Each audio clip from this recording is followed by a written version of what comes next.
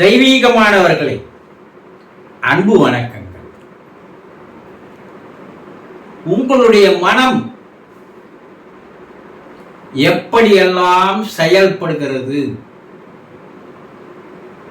அதனுடைய வேறுபட்ட பரிமாணங்கள் என்ன, எந்தெந்த நிலைகளில் அவையெல்லாம் செயல்படுகிறது என்பதை நீங்கள் தெல்லம் தெளிவாக தெரிந்து கொண்டால் உங்களுடைய வாழ்க்கையை உங்களால் மாற்றி அமைத்துக் கொள்ள முடியும். நல்ல ஒரு வாழ்க்கையை வாழலாம். ஆனா ஒரு பொக்கிஷத்தை, ஒரு புதையலை, ஒரு அதிர்ஷ்டத்தை நம்ம கையிலேயே வச்சுட்டு ஐயோ என் வாழ்க்கை இப்படி இருக்கு அப்படி இருக்கு என்று புலம்பி வருவது என்பது நம்மை நாம் அறியாமல் இருக்கின்ற ஒரே ஒரு காரணம்தான். பதஞ்சலி மகரிஷி அவர்கள் ஒவ்வொரு மனிதனுடைய மனம் வேறுபட்ட பரிமாணங்கள், வேறுபட்ட நிலைகள், அது எப்படியெல்லாம் செயல்படுகிறது என்பதை விலாவாரியாக ஒரு மனோ தத்துவ பேரறிஞர் போல பதஞ்சலி யோகம் என்ற ஒரு கட்டத்தில் மிக விரிவாக எழுதி சென்றிருக்கிறார். ஆனா நம்ம படிக்கிற ஆர்வமோ தெரிஞ்சுக்கிற ஆர்வமோ இல்லை. அப்போ ஏற்கனவே உங்களுக்கு 5 நிலைகளில் நம்முடைய மனமானது செயல்படுகிறது. சரியான சிந்தனை, சரியான எண்ணம், தவறான சிந்தனை, தவறான எண்ணம், கற்பனை சொன்னேன் இல்லையா? இப்ப அடுத்தது 4வது நிலையில் நம்முடைய மனம் உறக்கம் என்ற ஒரு செயலை செய்கிறது. தூங்காம ஒரு மனுஷனால இருக்கவே முடியாது. உயிரினங்கள் எல்லாமே அதற்கு உறக்கம் மிக மிக அவசியம் இல்லையா? தூங்காம உங்களால இருக்க முடியுமா? அது சில யோகிகள், ரிஷிகள், முனிவர்கள் உண்ணாமல், உறங்காமல், குடிக்காமல் வாழ்ந்து வருவதை நாம் பார்க்கிறோம். அவங்க எதையும் சாப்பிட்றது இல்லை, எதையும் குடிக்கிறது இல்லை, தூங்குவதே இல்லை.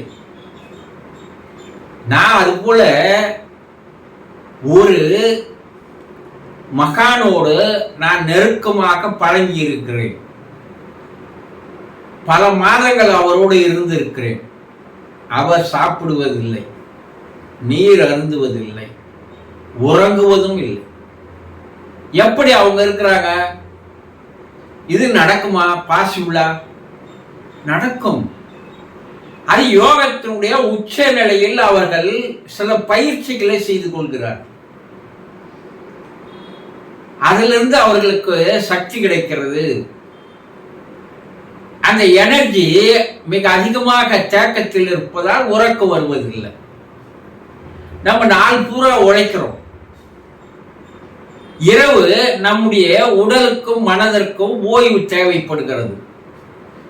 அந்த ஓய்வு தான், இன்னும் சொல்ல போனா சக்தி குறைபாடு உங்க உடம்புல ஏற்படுவதால் பேட்டரி லோ ஆகி போகுது. உடல் உழைப்பால சக்தி வெளியே போகுது.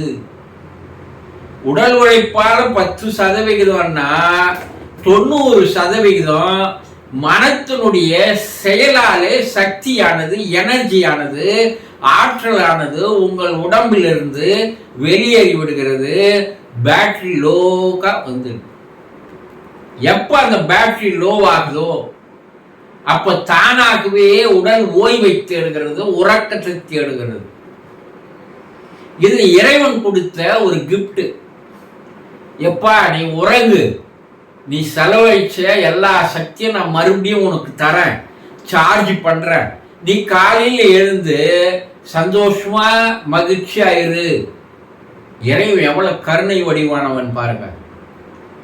தேவையில்லாத எண்ணங்கள், தேவையில்லாத சிந்தனைகள், தேவையில்லாத கற்பனைகள் எதெல்லாம் என்றும் ஒரு நாளைக்கு அதுல இறைவன் கொடுத்த நம்ம சக்தி எல்லாம் எப்படியெல்லாம் வீணா செலவு பண்றோம் பாருங்க. கொஞ்சம் சிந்திச்சு பாருங்க.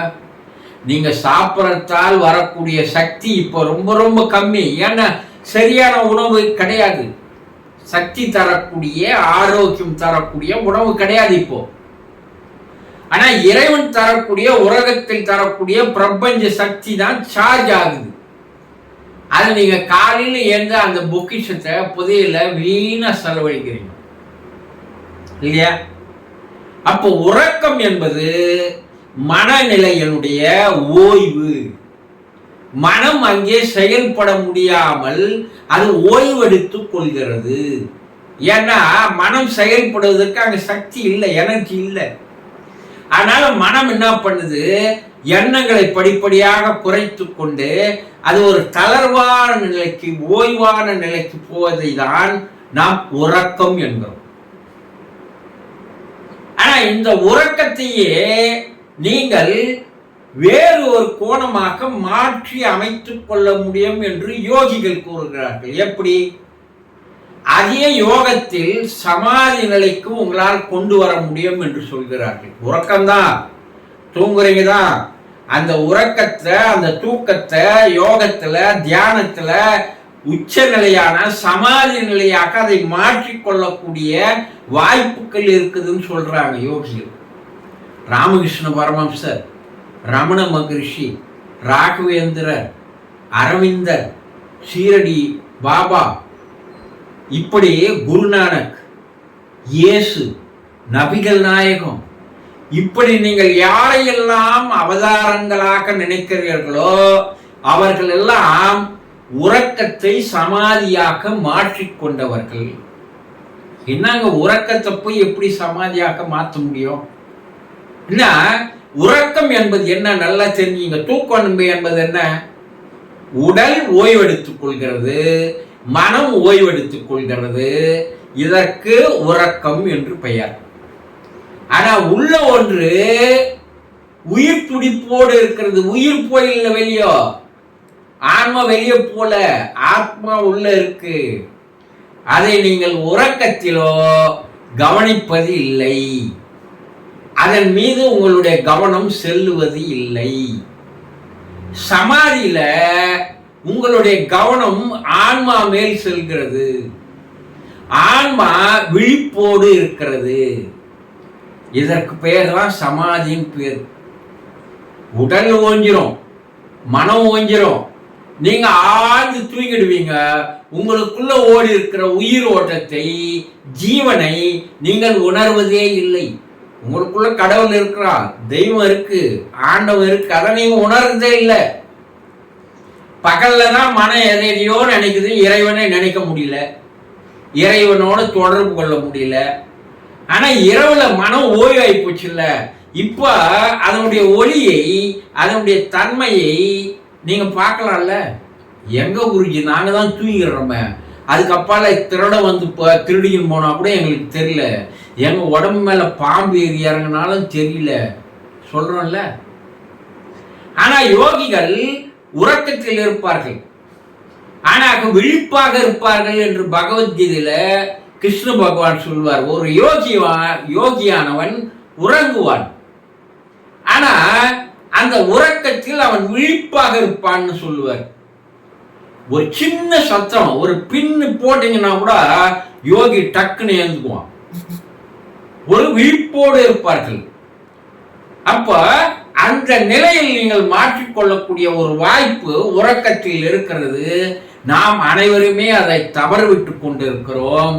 ஆனா யோகிகள், ரிஷிகள், முனிவர்கள், சித்தர்கள் அதை சரியாக பயன்படுத்தினார்கள். அதனால் அவர்களுக்கு அளவுக்கு அதிகமான ஆற்றல்கள், அளவுக்கு அதிகமான மகிமைகள், அளவுக்கு அதிகமான சித்து வேலைகள் எல்லாம் அவர்களுக்கு கைகூடியது. உடல் நல்லா இருந்தது, மனம் நல்லா இருந்தது, அவர்கள் இறைவனோடு ஒரு நெருங்கிய தொடர்பில் இருந்தார்கள், இறைவனாகவே வாழ்ந்தார்கள். அதனால்தான் நம்ம அவங்க படங்களை வச்சு வணங்குறோம்.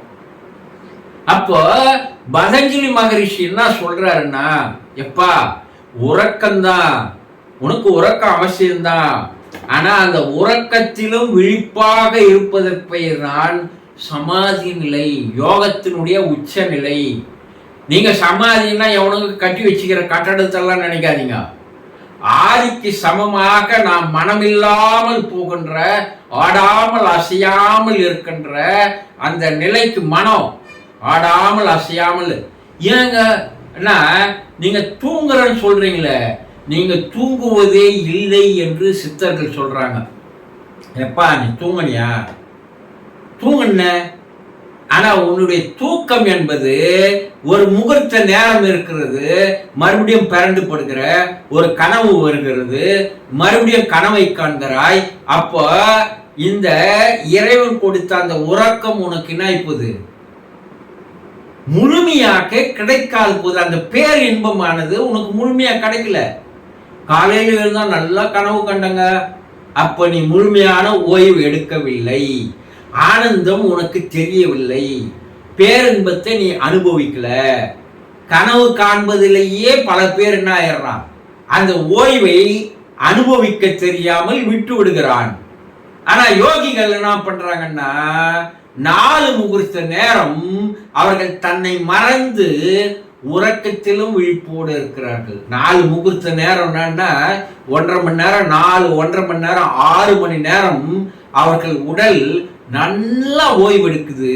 காலையில் எழுந்தாங்கன்னா அந்த தேகத்தில் அந்த சக்தி, ஜீவகாந்த சக்தி 100% முழுமையாக இருக்கிறது. பகல் முழுவதும் அதை செலவு செய்யாமல் பார்த்து கொள்கிறார்கள். அதனால் அவர்களுக்கு தேகம் நன்றாக இருக்கிறது, மனம் நன்றாக இருக்கிறது, அவர்களுக்கு தெளிவாக எல்லாம் தெரிகிறது, முக்காலமும் உணர முடிகிறது, அற்புதமான வார்த்தைகளை பயன்படுத்த முடிகிறது. மக்கள் அவர்களை நோக்கி வருகின்ற அளவுக்கு ஒரு ஆற்றல் பெற்றவர்களாக, அதிகமாக உள்ளவர்களாக, ஈர்ப்பு சக்தி உள்ளவர்களாக மாறுகிறார்கள். இதுதான் சமாதி நிலை என்று பெயர். இதை அவர்கள் உறக்கத்தில் அனுபவிக்கிறார்கள். நம்ம உறக்கத்தையும் கோட்டை விட்டுறோம், கனவு கண்டுகிறோம். நன்றாக ஒரு 6 மணி நேரம் ஒரு மனிதன் தூங்கினால் அவன் முழுமையாக இறைவனோடு கலக்கிறான், இறைவனோடு உறவு கொள்கிறான் என்று யோகிகள் கூறுகிறார்கள். ஆக உங்களுடைய மனம் 4வது நிலையில் உறக்கம் என்ற ஒரு செயலை செய்கிறது. அந்த உறக்கத்திலும் சமாதி நிலைக்கு செல்ல முடியும் என்பதை தான் பதஞ்சலி மகரிஷி அவர்கள் தான் அனுபவித்த இன்பங்களை, பேரின்பங்களை விலாவரியாக அந்த யோகத்திலே எடுத்து கூறுகிறார் என்பதை புரிந்து கொள்ளுங்கள். உங்களாலேயும் முடியும், அதுவே ஒரு தியானமாக மாற்றிக்கொள்ள முடியும் என்பதை தெரிந்து கொள்ளுங்கள். சந்தோஷம்.